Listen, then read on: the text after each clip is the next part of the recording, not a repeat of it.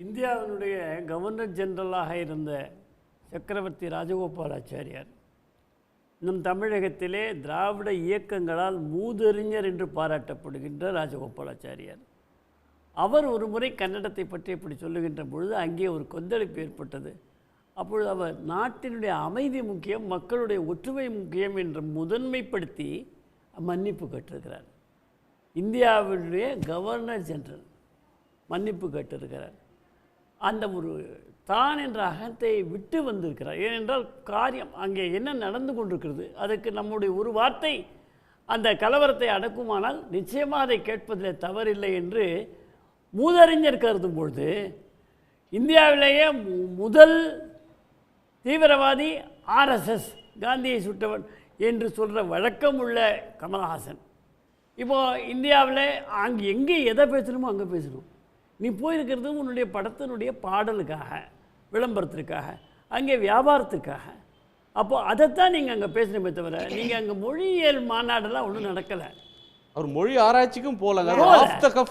அது வந்து ஒரு கருத்து தேவையற்றது ஒன்று ஏன் நுழைச்சி அங்கே ஒரு நீங்கள் சொன்னீங்க கோர்ட்டு தான் எடுத்தது, மக்கள்லாம் ஒன்றும் சொல்லலை அப்படின்னு சொன்னாங்க.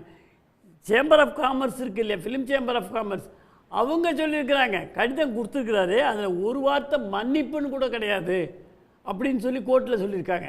கோர்ட்டில் என்ன கோர்ட் ப்ரொசீடிங்ஸ் பார்த்தேன், அதில் அவங்களுடைய கருத்து எதுவும் இல்லை, நேராக ஜட்ஜி தான் கேட்குறேன். நான் கையில் ஆதாரம் வச்சுருக்கேன் வச்சுக்கலாம். அந்த கோர்ட்டில் மிக தெளிவாக சொல்கிறாங்க, நமக்கும் புரிஞ்சது தான், தமிழ்நாட்டை விட யாருக்கும் அது புரிஞ்சிருக்காது.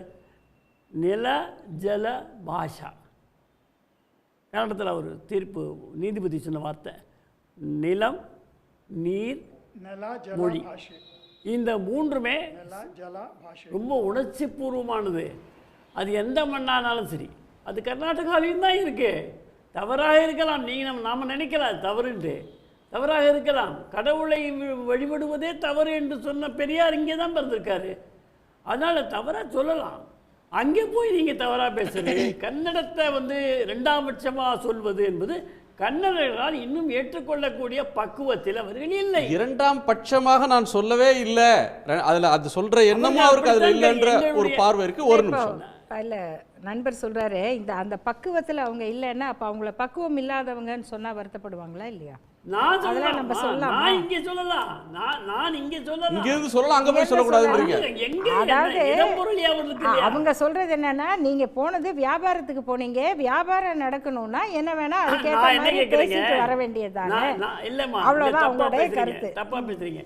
நான் வந்து அமைதி விரும்பக்கூடியவன் அப்படின்னு வரும்பொழுது கர்நாடகாவில் எதை பேசக்கூடாதோ அதை பேசக்கூடாது. கலவரம் பண்ணவா போனாரு கமல்ஹாசன்? என்ன கலவரம் பண்ணவா போனாரு? நீங்க அமைதி விரும்ப கலவரம் நடக்குது. கலவரத்தை பெருசு பண்றாங்கன்றதானே சார் பிரச்சனை. அவருக்கு அந்த இன்டென்ஷன் பேசுறது உண்மைதானே, அவருக்கு அந்த கலவரம் பண்றாங்க.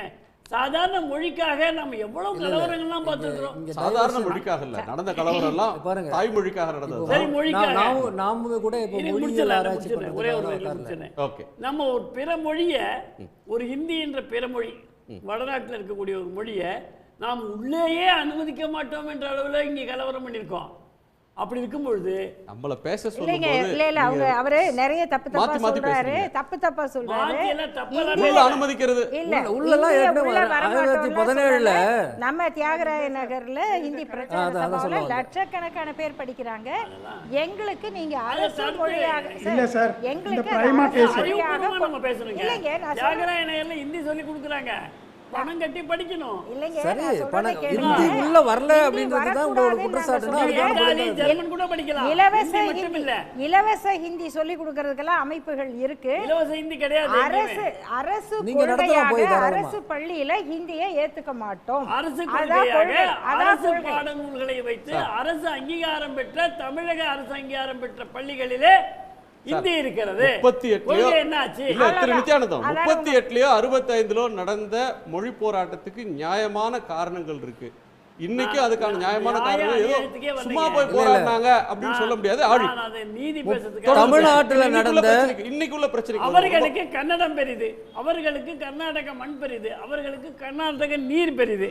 அதற்காக அவர்கள் போராடுவார்கள். இதுல கலவரம் வரும். அதைத்தான் அதெல்லாம் அவங்க விரும்புறாங்க. அதான் இவங்க விரும்புறாங்க. வரணும்னு வர வைப்பாங்க. திரைக்கதைக்கு ஒன் லைன் தான் சார், அவர் பேசுறது 3 லைன் தான். ஒரு திரைக்கதை எழுத வேண்டும் என்று சொன்னால் எவ்வளவு அறிவு இருக்க வேண்டும். ஒரு படம் வெற்றி அடைவது திரைக்கதையின் ஸ்கிரீன் பிளே தான். கமலஹாசனுக்கு தெரியாதா? அங்க போய் அந்த ஸ்கிரீன் பிளே எழுதலாமா? ஓகே, அது அமைதி விரும்பிகள். கன்னட மக்கள் வந்து தங்களுடைய மொழிக்கான போராட்டத்தை தொடர்ந்து நடத்திட்டு வராங்க. 38ல 65ல தமிழ்நாட்டில் நடத்தும் போது அவர் மேடம் சொல்லும்போது ஒரு நிமிஷம் ஒரு கிளாரிஃபிகேஷன் சார். மேடம் சொல்லும்போது சொல்லுங்க சொல்லுங்க.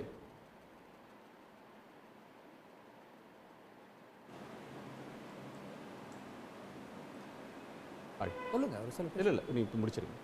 ஆக அந்த மக்கள் வந்து தொடர்ந்து போராடிட்டு தான் இருக்கிறாங்க. அண்மை காலத்தில் தமிழ்நாடு எந்த பாதையில் அந்த மொழி உரிமை போராட்டத்தில் சென்றதோ அதே பாதையில் தான் சென்று கொண்டிருக்கிறார்கள்.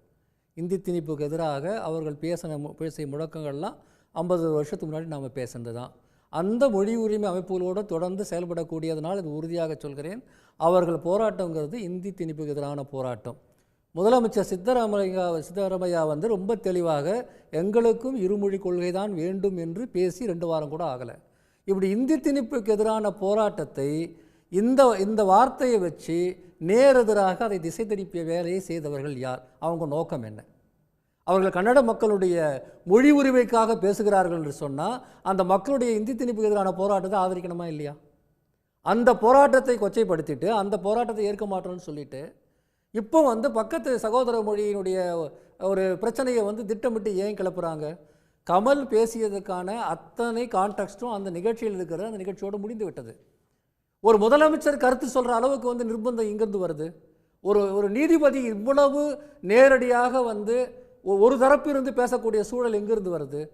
ஏன் வந்து இந்த சோக்கால் நேஷனல் மீடியாலாம் ஒரு வாரமாக தமிழ் வெர்சஸ் கன்னடான்னு சொல்லிட்டு நிகழ்ச்சி நடத்திட்டு இருக்கிறாங்க? என்ன உள்நோக்கம்? அந்த கன்னட மக்களுடைய மொழி உரிமை போராட்டத்தை சப்போர்ட் பண்ணுறாங்களா? அவங்க என்ன நடந்ததுன்னு கடந்த 10 வருஷமாக நான் சொல்ல முடியும். நூற்றுக்கணக்கான போராட்டம். இப்போ இன்றைக்கி அந்த நிகழ்ச்சியை அங்கே போராடுவதாக சொல்லக்கூடிய அமைப்புகளில் 2 விதமான அமைப்பு இருக்குங்க. அதையும் நான் உங்களுக்கு சொல்லிடுறேன், தொடர்ச்சியாக செயல்படுறதுனால சொல்கிறேன். கன்னட மக்களுக்கு தமிழர்களோ மராத்தியர்களோ எதிரி கிடையாது. இந்தி திணிப்பு தான் தங்களுடைய மொழிக்கு பிரச்சனை என்பதை உணர்ந்து போராடக்கூடிய அமைப்புகளும் உண்டு.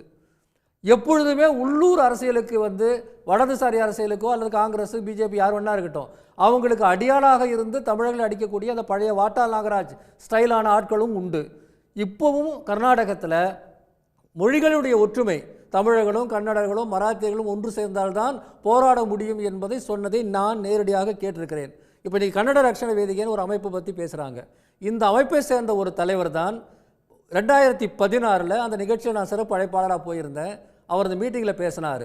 தமிழர்களும் கன்னடர்களும் தாயாதிகள், பங்காளிகள். எங்களுக்குள்ள 1000 பிரச்சனை வரும், காவிரி பிரச்சனையில் கூட எங்களுக்கு இருக்குது. ஏன்னா பங்காளின்னா சண்டை வரதான் செய்யும். நீங்கள் சொன்னீங்கல்ல நில ஜலம் பாஷை, இந்த 3 இருக்கிறது தான் பங்காளிகள். பங்காளிக்குள்ளே பல பிரச்சனைகள் வரும். ஆனால் வெளியிலே இருந்து ஒருத்தர் வந்து எங்களை வந்து ஆதிக்கம் செய்ய முடியாது என்று அந்த அமைப்பினுடைய தலைவர் பேசினார். அவர் பக்கத்தில் உட்கார்ந்தவர் மராத்தி மாநிலத்தை சேர்ந்த அந்த ராஜ் தாக்கரே அமைப்பை சேர்ந்தவர், மகாராஷ்டிரா நவநிர்மான் சேனா.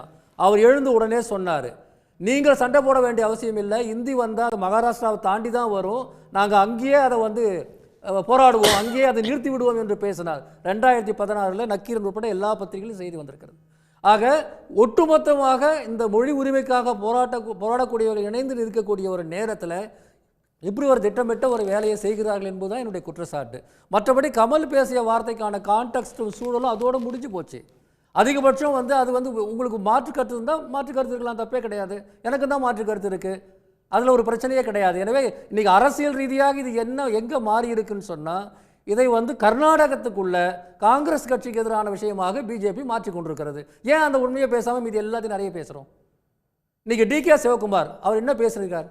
துணை முதல்வர் ரொம்ப தெளிவாக சொல்கிறாரு, இந்த பிரச்சனையை நாங்கள் பார்த்துக்குவோம். அவர் பேசுகிற பேச்சில் கூட என்னால் குறை கண்டுபிடிக்க முடியும். ஆனால் ரொம்ப தெளிவாக நாங்கள் வந்து தமிழ்நாட்டுக்கு தண்ணி தரோம், தமிழ்நாட்டில் மக்கள் இங்கே வராங்க, இதெல்லாம் வந்து சகோதரத்துவமாக நாங்கள் வந்து பேசி தீர்த்துக்குவோம், போயிட்டு வா அப்படின்ற வார்த்தையை வந்து அவர் ஏன் பேசுகிறாரு? முழுக்க இன்றைக்கி வந்து கமல்ஹாசன் ஒரு எம்பியும் கூட, இந்தியா கூட்டணியில் ஒரு MP. ஆக திட்டமிட்டு இது வந்து நடத்தக்கூடிய ஒரு உள்ளூர் அரசியலை வந்து BJP ஒரே கல்லில் ரெண்டு மாங்கா, காங்கிரஸையும் அடிச்ச மாதிரி இருக்கும். அதனால தானே முதல்வரே வந்து இந்த மாதிரி பேச வேண்டியிருக்கு.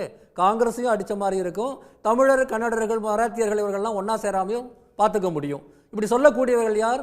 2 வாரத்துக்கு முன்னாடி தான் சொன்னாங்க சமஸ்கிருதம் தான் இந்தியாவில் இருக்கிற எல்லா மொழிகளுக்கும் தாய்மொழின்னு. அன்னைக்கு யாரும் வரலையே உணர்ச்சி. இந்த நீதியரசர் போல யாரும் வந்து மனம் புண்பட்டதாக பேசவே இல்லையே. அமித்ஷா நீங்கள் மொழியை அறிஞரா அல்லது வரலாற்று அறிஞரான்னு அவரை பார்த்து யாரும் கேட்கவே இல்லையே. ஆக இதுக்கு உள்ள இருக்கிற அரசியலை பேசுங்க. இதற்கு உள்ள இருக்கக்கூடிய அரசியல் வந்து அடிப்படையில் இந்த மொழிவாரி மாநிலங்கள் சகோதர இனங்களுக்கு இடையில் ஒற்றுமை வரக்கூடாது என்று நினைப்பதுதான் இதுக்கு உள்ளே இருக்கக்கூடிய அரசியல் என்பதை ரொம்ப தெளிவாக நம்ம பேச வேண்டும். உடனுக்குடன் செய்திகளை தெரிந்து கொள்ள சன் நியூஸ் பெல் ஐகானை கிளிக் பண்ணுங்க.